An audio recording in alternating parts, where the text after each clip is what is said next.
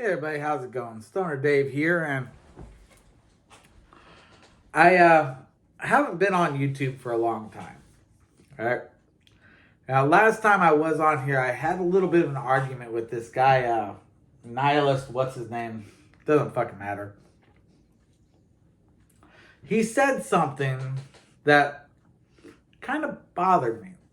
And I've been really busy. I haven't really had a time to address this, but I've got a little bit of a break.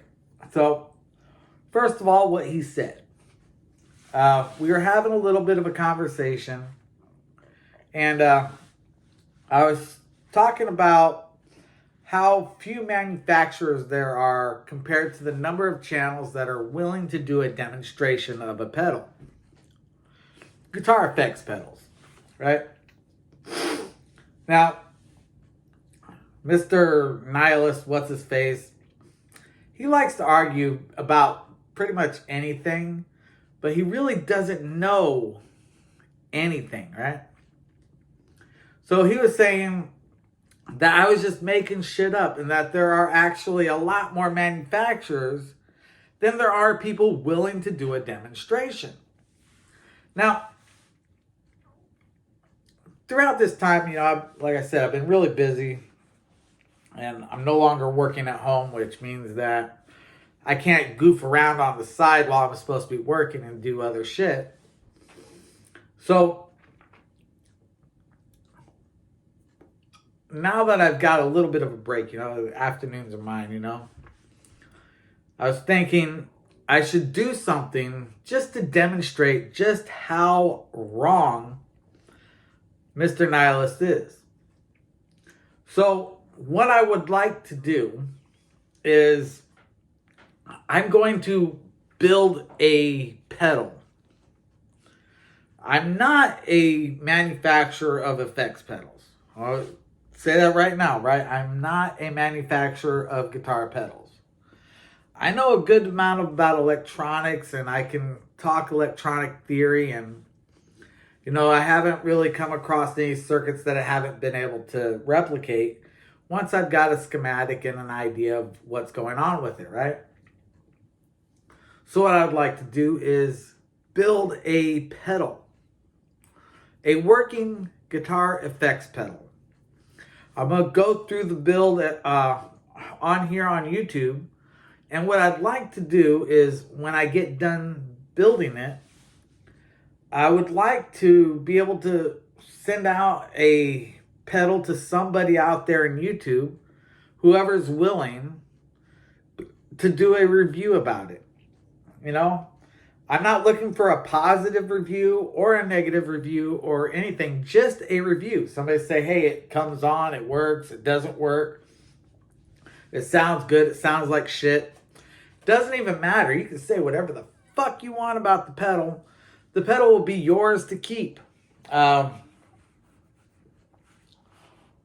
Now, some idea about what it's going to look like. I will have to go get an enclosure for it, obviously. Which means I'll have to get something to drill an enclosure.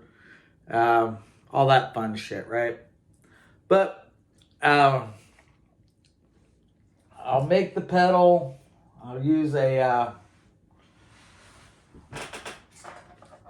something kind of like this, just a solderable breadboard. Nothing too fancy, but able to get the effects on there and put in whatever's going on with it, make it so that whoever gets it can plug it in, turn it on, and say, hey, this is what it sounds like, I think it sounds good. I think it sounds, like I said, I don't care if you like it or not. I just want to see if there's anybody out there willing to do a demonstration of an effects pedal.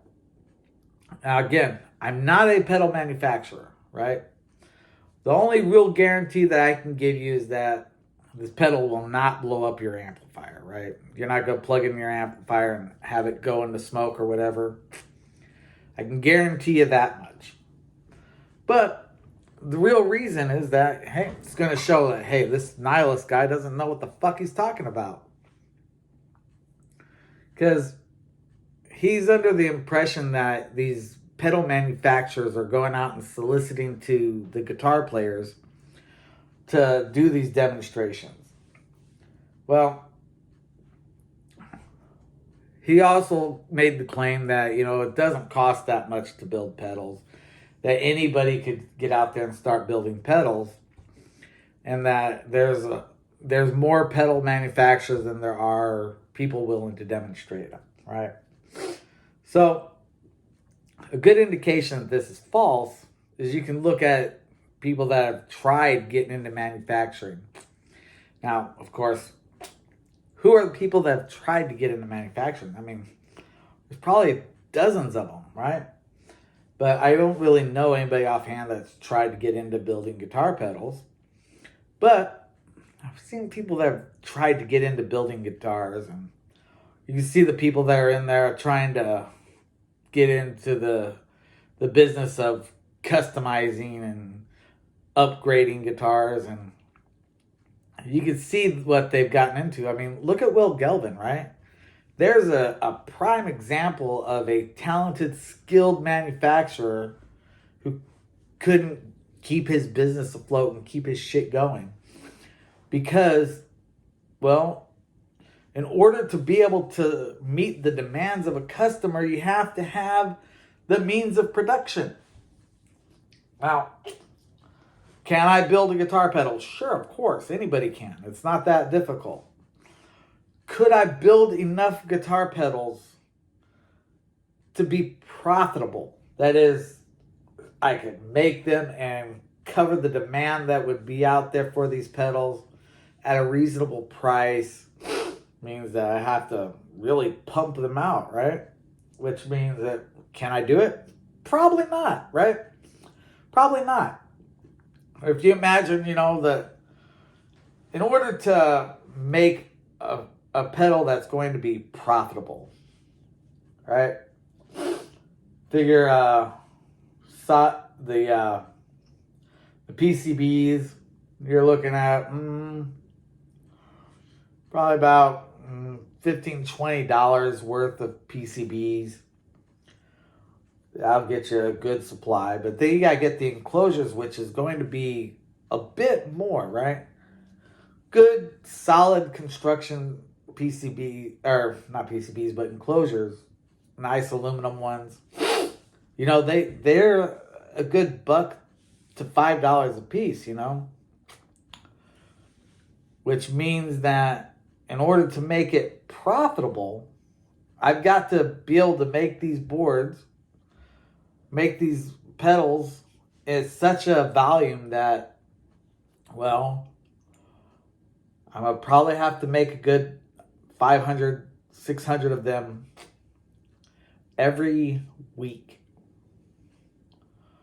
Means I'm going to have to probably put a few thousand into the pedals, which means that I got to be able to sell them for a good $50, $75 each. And I got to sell them quickly, right? So you look at the market, you see that there's a lot of those pedals out there that are at that price point already. So to be able to sell them cheaper, well, I have to get them in more volume so I can get a better price on the material, which means that I'm going to have to probably buy a few thousand of these every couple of weeks to be able to get that price down to where I can sell them and still make a profit. Yeah, you can see how this will work out, right? To meet the demand for the price point, I got to be able to get a supply at a price that's going to be below what is needed, which means I have to buy a lot. If I'm buying a lot, I have to sell a lot. And if I have to sell a lot, I have to bring that price down. And of course, you get to that point where you're having to pump out hundreds of these things every day. And I don't know if you've ever built a circuit or anything like that, but they don't come out hundreds every day. Not unless you've got a real big operation. Talking about doing hundreds of boards at a time. Automation, right? You'd have to have a pretty good operation to be able to pump out enough pedals to be able to sell them at a price point that's going to be able to make a profit and not break the bank of your customer. You know, if you're trying to sell a pedal for $20, right? People will buy that. They'll be like, oh yeah, I'll give it a shot for $20. You know, $20 is nothing. But when you're sitting there saying, I've got a pedal for $100, well, now people are going to say, well, let me take a look at what we have out there, right? Sometimes you'll get people that don't care. You know, they got enough money that $100 isn't anything, but we're talking about musicians.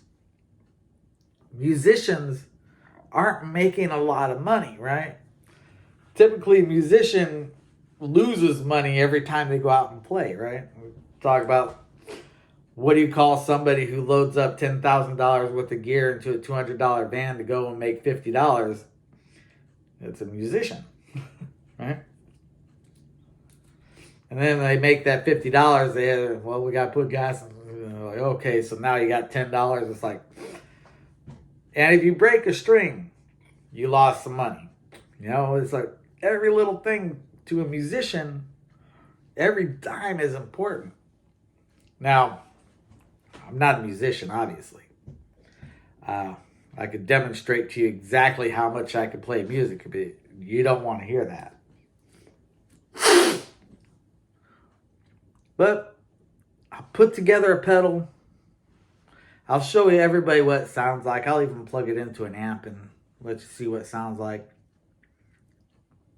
Go through the process of building, testing, and actually do a little bit of a demo myself, but not with it in the enclosure, right?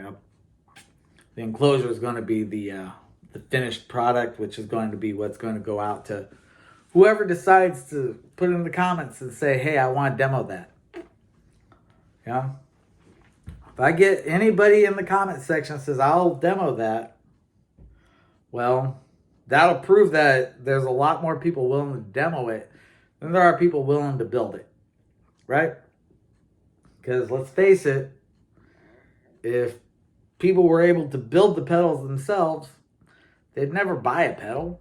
Why would you buy a pedal if you could build a pedal? I mean, build a pedal cheaply, right? Keep it serious. I mean, yeah, if you can't buy the pedal but you can build it, you're definitely going to build it. But if you can't build it and you can buy it, you'll either go without or you'll eventually buy it, right? It's either or. But I'm betting that I'll be able to have somebody somewhere in the distant web out there somewhere say, I'll be willing to demo that pedal for you. What's the worst that could happen, right? What's the worst that could happen? You plug it in and nothing comes out. That's the absolute worst that could happen.